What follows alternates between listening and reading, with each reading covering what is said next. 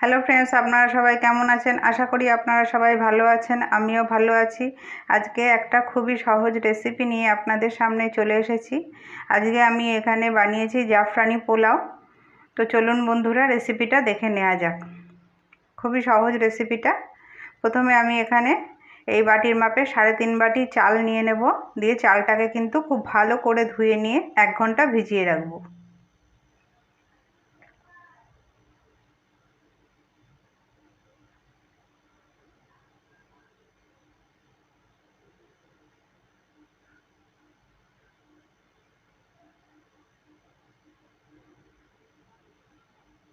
এবার চালটাকে ধুয়ে নেব।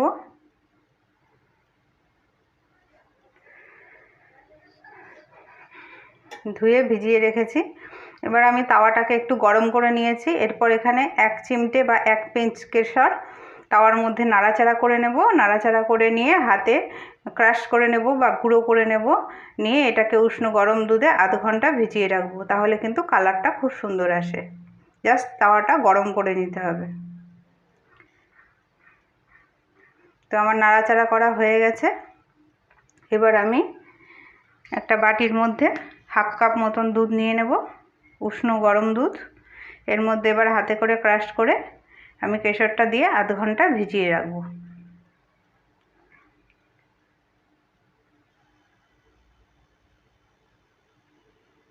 এরপর আমি গ্যাসটা ধরিয়ে কড়াই বসিয়ে দেব। কড়াইয়ের মধ্যে সাদা তেল দেব। এখানে আপনারা চাইলে পুরোটা ঘিও দিতে পারেন, আবার সাদা তেল আর ঘি মিশিয়েও করতে পারেন। আমি এখানে শুধুমাত্র সাদা তেল দিয়েছি। প্রথমে অল্প কয়েকটা কাজু ভেজে নেব। আপনারা আপনাদের পরিমাণ মতন দেবেন কাজু, যতটা মনে করবেন। আর এখানে কিশমিশটা আমি দিইনি, আপনারা যদি মনে করেন তাহলে কিশমিশটাও দিতে পারেন। তো আমি কাজুটাকে হালকা করে ভেজে সরিয়ে রাখবো। এরপর আরও কিছুটা তেল অ্যাড করব, করে এর মধ্যে গোটা গরম মশলা, দারচিনি, এলাচ, লবঙ্গ ফোড়নে দেব। আর দেব জয়িত্রীর 2টো পাপড়ি।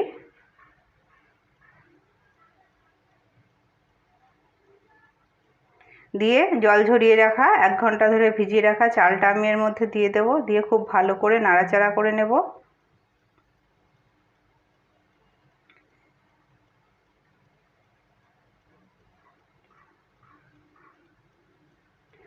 তাহলে ঝরঝরে পোলাওটা তৈরি হবে। জাফরানি পোলাওয়ে কিন্তু জাফরান বা কেশরটাই মেন। তো নাড়াচাড়া করা হয়ে গেছে। এবার আমি দুধে ভেজানো কেশরটা এর মধ্যে দিয়ে ভালো করে মিশিয়ে নেব। এরপর আমি ভেজে রাখা কাজুটা দিয়ে দেব। এবার আমি যে বাটি মেপে চালটা নিয়েছিলাম সেই বাটি মেপে 7 বাটি জল উষ্ণ গরম করে আমি এর মধ্যে দিয়ে দেব। দিয়ে ঢাকা দিয়ে দেব।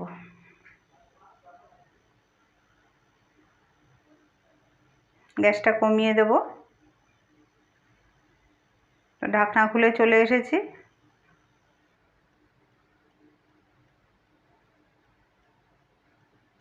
একটু নাড়াচাড়া করে নেব। এরপর আমি এর মধ্যে দিয়ে দেব স্বাদ মতন লবণ আর চিনি। দিয়ে হালকা হাতে নাড়াচাড়া করে খুব ভালো করে মিশিয়ে নেব।